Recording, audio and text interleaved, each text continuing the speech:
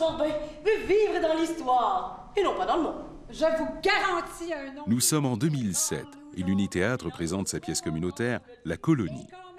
Cela fait 120 ans que les Franco-Albertains font du théâtre en français pour le plaisir, pour conserver la langue et la culture, pour l'art. D'après vous, combien de pièces les Franco-Albertains ont-ils interprétées en 120 ans?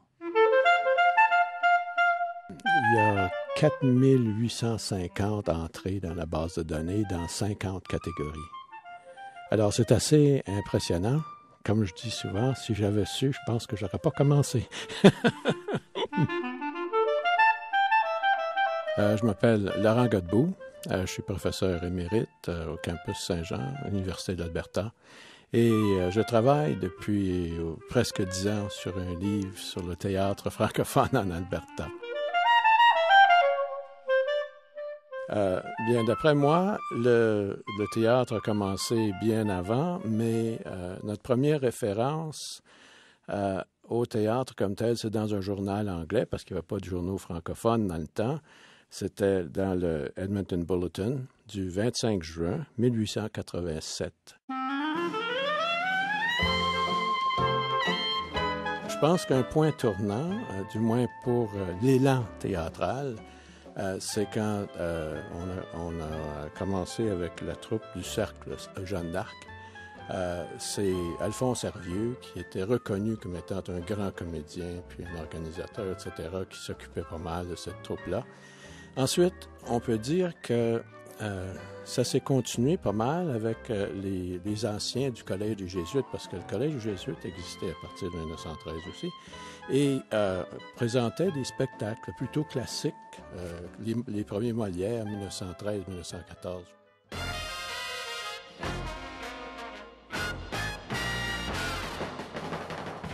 Ce que j'ai trouvé particulièrement intéressant, et évidemment, c'est tout intéressant, mais c'est qu'il y a eu comme un engouement de théâtre au début des années 60.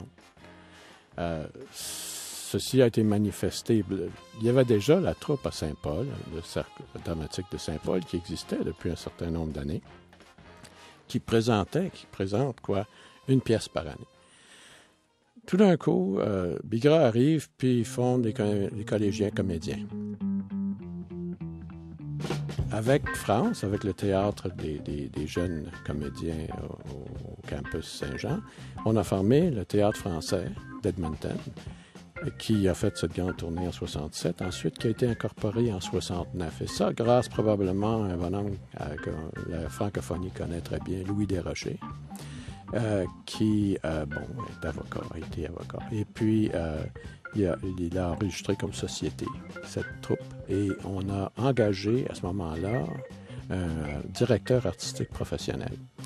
Et on recevait des subventions du secrétariat d'État. Et ce sont ces subventions du secrétariat d'État qui ont permis au Théâtre français d'exister jusqu'en 1992, qui a permis à Boîte-à-Popicou de présenter du théâtre communautaire à partir de 86, qui a, avec ces deux-là liés ensemble, formé l'Uni-Théâtre, qui est, pour ainsi dire, la survie actuelle du théâtre en Alberta.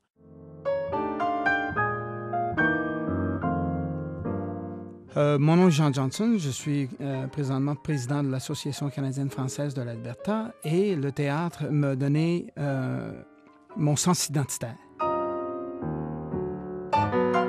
J'étais à la recherche de qui j'étais et chose intéressante, c'est que j'avais complètement abandonné le monde francophone. Pour moi, le français, c'était la langue que je parlais avec mes parents ou des gens avec qui je suis allé à l'école, mais à part ça, mon monde était complètement en anglais. Pour moi, le théâtre a toujours été présent dans ma vie. J'ai changé là où sont les planches pour moi. Les planches pour moi aujourd'hui, c'est dans mon rôle de président. J'aime beaucoup prendre la parole. J'aime beaucoup parler à ma communauté. Mais j'aime le faire avec passion. J'aime aller chercher la communauté quand je parle. Pour moi, c'est le sens du théâtre qui m'a donné cet élément-là. Alors, ce que ça m'a donné, le théâtre, 1, le sens identitaire, 2, l'engagement envers la langue et la communauté francophone, et 3, la passion pour travailler dans cette communauté-là. Et puis je pense qu'aussi longtemps qu'on peut garder cette présence-là, on peut être fier qu'on a cet instrument, pour ainsi dire, non seulement du divertissement, mais ça expose les francophones à d'autres cultures, à d'autres façons de voir, puis des fois, ils n'aiment pas ça. Des fois, ils s'objectent radicalement, ils trouvent ça trop osé ou pas assez, je ne sais trop, mais en tout cas, ça leur donne une nouvelle vision. Alors, c'est éducatif sans vouloir l'être nécessairement.